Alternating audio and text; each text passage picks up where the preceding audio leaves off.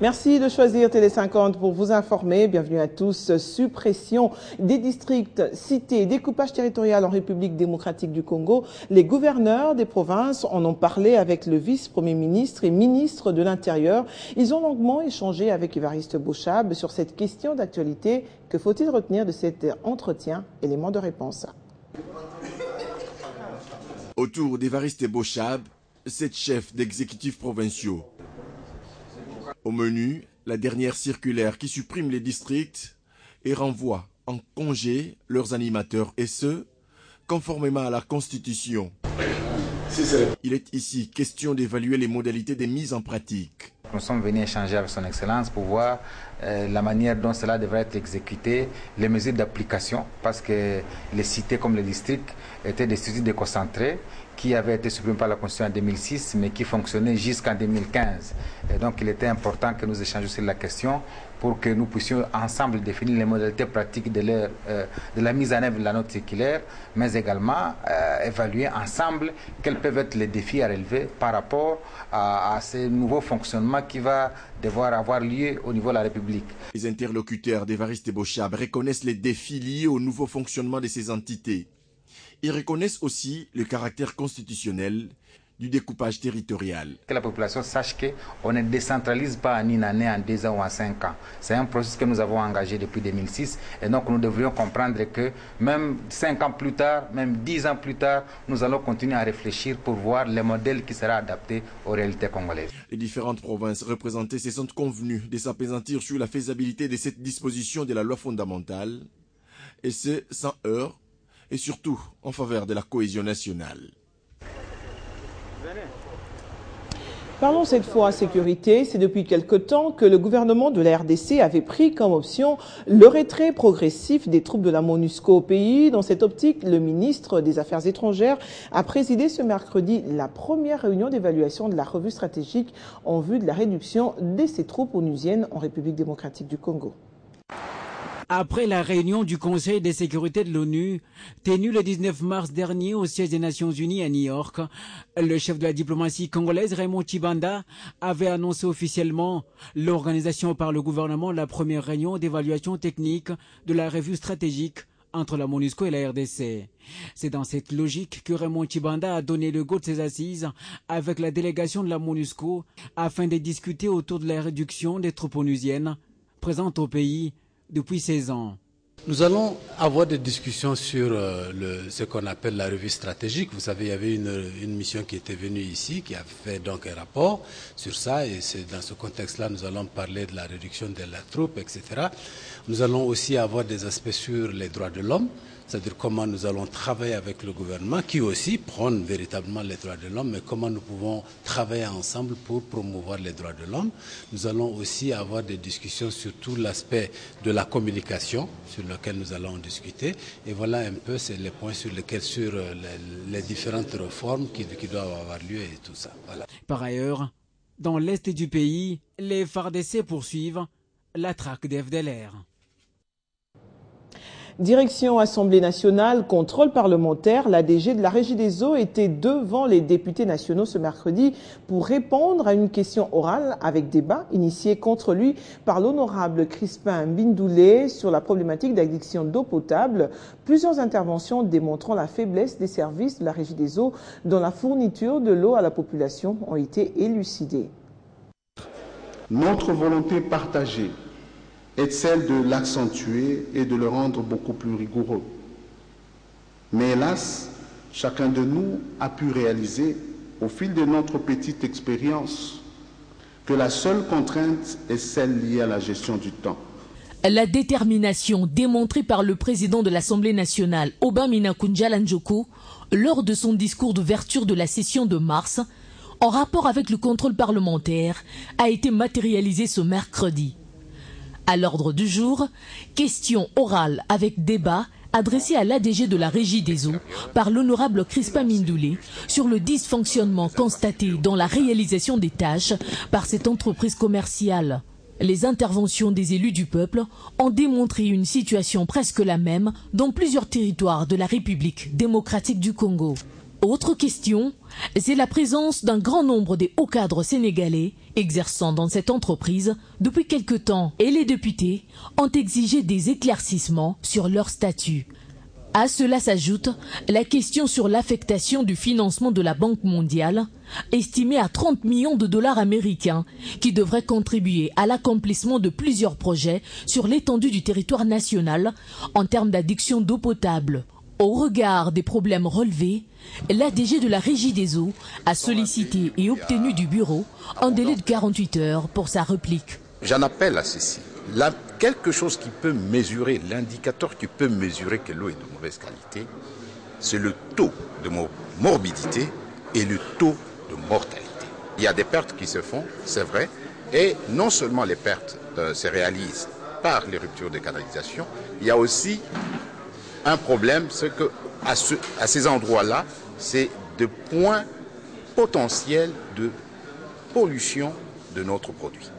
Une semaine après le début de la session parlementaire, la Chambre basse du Parlement annonce les couleurs et donne le temps du travail législatif qui devra être abattu au cours de cette session de mars. Changeant de cap, dans les jours à venir, la RDC disposera d'une société mixte de pêcherie. Tel avait décidé le gouvernement de la République il y a quelques jours. Et au stade actuel, l'heure est à la planification. C'est ainsi que les experts des différents ministères de l'économie nationale, portefeuille, agriculture et des structures partenaires telles que la Banque centrale, l'ANAPI et le FPI se sont réunis pour y réfléchir. Alain Lino Mwamba signe ce reportage. La République démocratique du Congo dispose d'énormes potentialités halieutiques inexploitées, la rendant ainsi dépendante des importations de produits de pêche. Conscient de cette situation, le gouvernement de la République vient de décider lors de la Troïka stratégique du 16 mars 2016 la création d'une société mixte de pêcherie. C'est dans ce sens que les experts de différents ministères, à savoir les ministères de l'économie nationale, portefeuille, agriculture, ainsi que des partenaires de la Banque centrale, la NAPI et le FPI ont ouvert des réflexions au ministère de l'économie nationale sous la supervision du directeur de cabinet Jean-Colin Moussonda. Objectif, élaborer les instruments relatifs à la création de cette société dans le but de mettre en valeur et de tirer suffisamment profit de ressources halieutiques dans l'océan Atlantique et les eaux douces de la République démocratique du Congo. Absent à ces travaux de réflexion, le ministre Bahati a lui présidé la réunion de la commission mixte au ministère de l'économie nationale Régie des eaux. À cette occasion, les experts de l'économie nationale et ceux de la Régie des eaux ont reçu la mission de travailler pour préparer les nouvelles grilles tarifaires à présenter à la prochaine réunion du comité de suivi de tarifs d'eau potable et d'électricité. Améliorer l'exécution budgétaire, renforcer le contrôle budgétaire et la commission ECOFIN de l'Assemblée nationale, mettre en place une participation citoyenne au budget de l'État et améliorer le dialogue entre l'exécutif national et le monde des affaires sur les questions de fiscalité, c'est en ce terme que le coordonnateur du COREP a expliqué au ministre Bahati l'appui de la Banque mondiale pour améliorer le climat des affaires en République démocratique du Congo. Au cours de cette audience, le ministre de l'économie nationale a rappelé à ses interlocuteurs la vision du chef de l'État d'instaurer à travers le cadre permanent de concertation économique un dialogue permanent entre le gouvernement et le secteur privé. C'est le fardeau fiscal. Éducation dans ce journal, le ministre de l'enseignement supérieur et universitaire, le professeur Théophile Bemba-Fundu, s'est entretenu lundi dernier avec les membres de 28 équipes déployées à travers la ville de Kinshasa. Au menu de leurs échanges, le contrôle de la scolarité des finalistes de l'académie, de l'année académique 2014-2015 dans les établissements publics privés agréés et admis à l'agrément. Les détails dans cet élément. Bonjour. Un seul message à tous ces missionnaires, beaucoup de vigilance et de sérieux dans cette opération de contrôle des scolarités des finalistes de l'année académique 2014-2015. C'est une mission qui se fait chaque année. Ce contrôle permettra au ministre de l'ESU, Théophile Bemba-Fundu, de signer en toute quiétude des diplômes de finalistes. Il en donne des précisions. Vous allez dans les établissements de l'enseignement supérieur, tant au niveau public que privé, pour contrôler la scolarité, c'est-à-dire que le document scolaire, les documents académiques de ces finalistes pour lesquels nous aurons demain à délivrer des diplômes. La mission s'étendra sur une durée de 12 jours au maximum. La première province choisie, la capitale Kinshasa, avec plus d'une vingtaine d'universités. Donc je ne voudrais pas entendre Que voilà, encore c'est des antivaleurs, les gens viennent, ils vont tracasser les DG, l'administrateur de budget, des choses comme ça. Ça, je veux vraiment pas entendre ça. Celui qui se fera attraper là-dessus, il n'aura qu'à s'en prendre à lui-même. L'objectif est d'assainir complètement le secteur de l'enseignement supérieur et universitaire sur l'ensemble du territoire national. Théophile Mbemba en fait son cheval de bataille. Parlons environnement à présent, lutte contre la pollution, bientôt une nouvelle technologie de nettoyage marin par magnétisme. Ce procédé qui s'effectue avec des granules non toxiques et absorbe des hydrocarbures a été présenté par une délégation de la société CleanMag RDC au ministre de l'Environnement et Développement durable. Bienvenue Liota. Santé à présent, clôture à Kinshasa de la campagne de réparation des fistules obstétricales. Cette campagne a été sanctionnée par la remise des matériels et médicaments pour rendre en charge les patientes.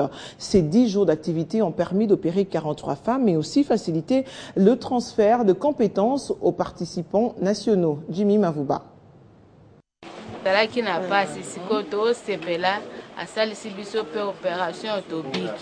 10 jours durant, des Congolais souffrant de la fistule obstétricale ont subi gratuitement des opérations dans quelques structures hospitalières de Kinshasa. Pendant cette campagne, les interventions chirurgicales étaient couplées des enseignements destinés aux femmes, mais surtout aux professionnels pour le transfert de compétences. Les fistules obstétricales constituent un mal à combattre, car elles sont non seulement un problème pathologique, mais également une urgence psychosociale et dont les conséquences sont défavorables. Il n'y a plus de plaisir quand on visite un malade qui sourit.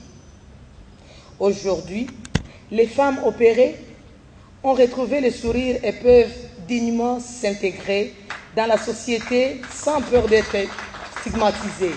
Les fistules obstétricales touchent plus de 2 millions de femmes dans le monde, selon l'UNFPA, une statistique alarmante qui devrait interpeller les États. Nous sommes particulièrement honorés de vous compter parmi nous aujourd'hui, tant votre rôle est déterminant pour le succès de la campagne nationale pour l'élimination de la fistule obstétricale en République démocratique du Congo. Les matériels et médicaments destinés à la prise en charge gratuite des cas de fistule obstétricale ont été remis par la même occasion. La RDC croit ainsi se ranger en ordre de bataille contre l'une des maladies les plus mortelles. La Commission nationale de l'Organisation pour l'harmonisation du droit des affaires en Afrique a organisé ce mercredi un séminaire d'échange d'informations en droit OHADA. Plusieurs branches du droit OHADA ont été abordées dans plusieurs exposés à l'intention des magistrats de la Cour suprême de justice et du parquet général de la République démocratique du Congo étaient à l'honneur. Plusieurs autorités du pouvoir judiciaire de la RDC ont répondu à ce rendez-vous. Avec ce séminaire, la Commission nationale de l'OHADA marque un nouveau pas dans sa démarche d'information sur le droit OHADA. À toute l'équipe de la Commission nationale de l'OHADA. Ici sont invités le ministre de la Justice, le secrétaire permanent du Conseil supérieur de la magistrature, les hauts magistrats et plusieurs autorités du secteur judiciaire. Mais que faut-il savoir au juste sur OHADA? Descriptif plutôt qu'exhaustif, l'exposé de Roger Massamba a levé un coin du voile sur ce système révolutionnaire. Ce ne sont pas des institutions, proprement, je dirais, parler, ce sont même la CNO. Mais dans l'assistance, on semble un peu rester sur sa soif. Nous avons intérêt dans la mesure où nous appelons les investisseurs étrangers qui veulent bien qu'ils y trouvent, donc trouver dans notre pays le maximum de sécurité juridique. Et c'est très important. Le but de ces forums de 2 jours est de rendre accessible le droit OHADA au plus grand nombre. Croisons le doigt pour que cet objectif soit atteint. Je vous l'annonçais en titre, évaluer le niveau d'exécution des grands projets de développement financés par les principaux partenaires au développement. Le Premier ministre Matata Ponyo, quelques ministres des secteurs concernés et les représentants des bailleurs de fonds se sont livrés à cet exercice au cours d'un plateau spécial de Jean-Marie Kassamba organisé ce mercredi au Fleuve Congo Hotel en présence de plusieurs personnalités issues de tous les domaines. Je vous propose ce reportage. Le Congo d'aujourd'hui, c'est essentiellement des mots pour les dire, des chiffres aussi pour les dire et des faits parce que la population doit se retrouver. Comme le dit le présentateur JMK, ces grands plateaux retracent la situation générale de la République démocratique du Congo avec invité Matata Ponyo et son gouvernement. Est-ce que Matata Ponyo travaille